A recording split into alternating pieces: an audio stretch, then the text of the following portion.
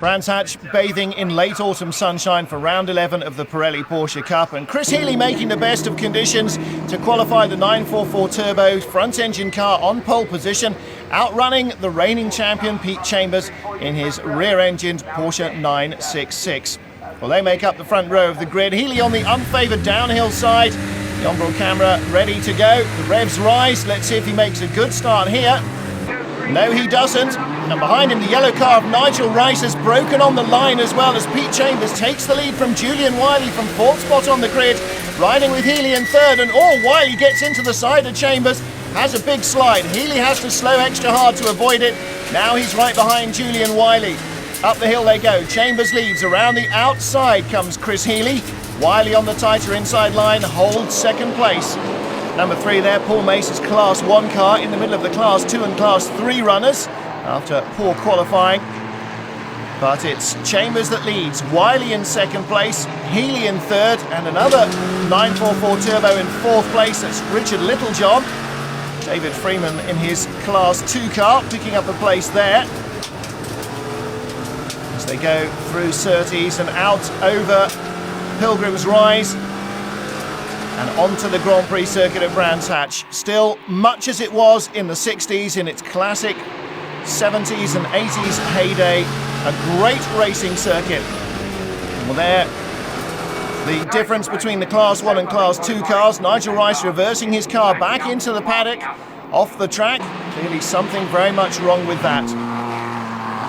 So Chambers leads then. Still very tightly bunched field at the moment. Riding with Chris Healy, that's Littlejohn ahead of him. So Littlejohn got past somewhere on the Grand Prix circuit that we didn't see. Healy snicks down the inside though.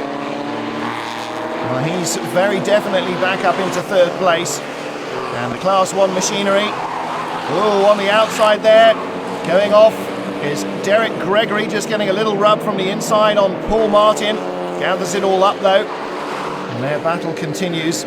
All the cars with the black windscreen stripe, those are Class 3 cars.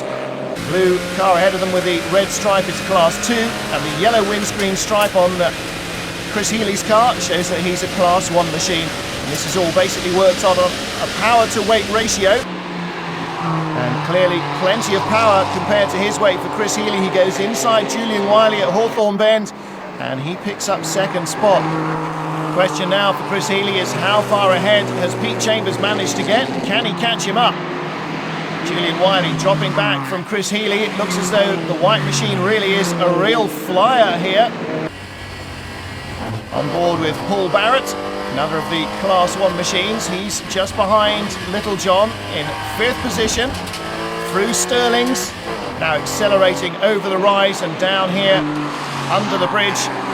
This is 170 miles an hour in the mid-turbo era heyday of Brands Hatch as a Grand Prix circuit. 170 miles an hour. Scary stuff indeed. Not quite so quick in these Porsches, but still all these corners very demanding. Paddock there, we've just been through. Blind, you can't see where you're going as you come over the rise. Druids, very difficult to get the car slowed down. It's such a tight corner. You brake right on the rise just before the car goes light. Into Graham Hill Bend, reprofiled this year. Now a fast sweeper coming down off Graham Hill onto the Cooper Straight, which is anything but. Then into Surtees, and instead of turning right through McLaren onto the Kidney Circuit, Indy Circuit, they go out over the rise. And here, coming down, Pilgrim's Drop now. This is where Johnny Herbert had his fearful Formula 3000 crash.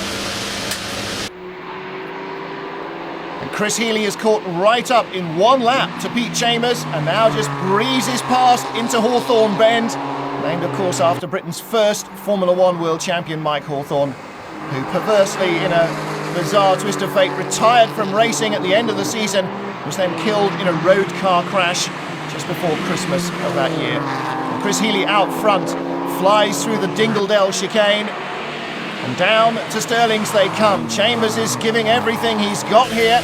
Healy sliding his 944 Turbo. It's a real balance between the front engines and the rear engine cars in this category. They don't seem to have much of a power advantage one over the other, but certain tracks always seem to suit the front engine machines and certain tracks always seem to suit the rear engine cars. in the Class 3 battle. Still, these 924s continue their winning ways. Now some of the 944s coming into the category as well. It's always been traditionally dominated by this shape car, the 924. That's Derek Gregory. But at the tail there, you can see Stuart Scott's 944 as well. Getting in, there he is, in the Scott Airways car. Getting in on the act in the slightly newer machinery. Well, they're having a great battle there, and all over the grass on the outside, and again, as he tries desperately to settle the car, goes David Clark. Drops down from second place in the class, behind Derek Gregory and Paul Martin. There's Martin in second spot. Oh, and tyre squeal up ahead. Gregory's lost it. Class leader now off the road, drops back down to the tail of the class. He'll have to get back onto terms if he can. Meanwhile, Julian Wiley under pressure from Tony Littlejohn. Good run through Druids. Littlejohn trying to come around the outside at Graham Hill Bend, and Wiley all over the dirt. Loses traction, doesn't lose the back of the car, but that slows his acceleration. And Littlejohn, with all four wheels on the tarmac, particularly the driven wheels, manages to get along Cooper Straight better and into Surtees. He takes third place. Chris Healy leads. Pete Chambers still with him, but no position to do anything about the white car in front. And then third and fourth, again, a white 944 turbo and a rear-engined 993 in this instance following him. All these different nomenclatures for the various different models and years of what is essentially dating back to the early 60s, the Porsche 911. And undoubtedly one of the most refined and heavily developed racing cars in the world is the current generation of 911s. Well, there you saw a replay of David Clark getting eased out by Paul Martin in second place in that class. And Martin then going on here, as again we watched the replay, to pick up the lead. So he helped himself into second and was then gifted with first place. So in 3 turns he moved from third to the lead of Class 3. So Paul Martin leads that. And here we see now Paul Mace on the tail of Paul Barrett. There is Mace, having worked his way up after qualifying problems in car number 3. And Paul Barrett ahead in the slightly more modern looking car. His is a 996 and Paul Mace in a 993. Looks slightly more angular, not so rounded and smoothed off and fared in. But still clearly a very competent car in his hands. Riding with Paul Barrett now. And in the mirrors, as he sees them, will be Paul Mace. Moves over to the outside to take the line for clearways. Down a gear we go, but he misses the apex by a long way. And I guess that's probably because Paul Mace was in there anyway. And if he wasn't, he certainly took advantage of that to get by. So Mace picks up a spot, and here again we see David Clark battling for position in the pink and green car.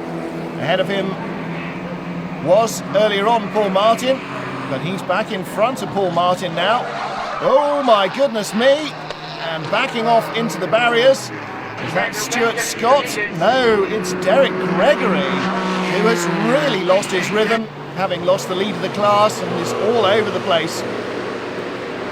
So David Clark leads Paul Martin. Chris Healy and Pete Chambers, the race leaders, coming up behind them in this Class 3 battle. And Healy gets a break there, gets a car between himself and Chambers as they run through Dingledale and up to the Dingledale chicane. And he has to slow down, comes in offline but makes it through. Chambers trying to go around the outside there. Now they're safely out of the way and they haven't interrupted the battle for the lead of Class 3. David Clark in the pink and purple or pink and green car still leading. And a replay here of Derek Gregory having his second off-track excursion. This time he does clatter the back of the car into the tyre fence. And here is the lead of Class 2 being disputed. Oh, and a monster slide. That was Mike Salmon right ahead of the teenager Andrew Delahunty. Delahunty picking up the lead of the class there. And Salmon right with him. Mike Salmon, very experienced indeed. Used to run a Porsche 928 in the championship, now in the Class 2 cars.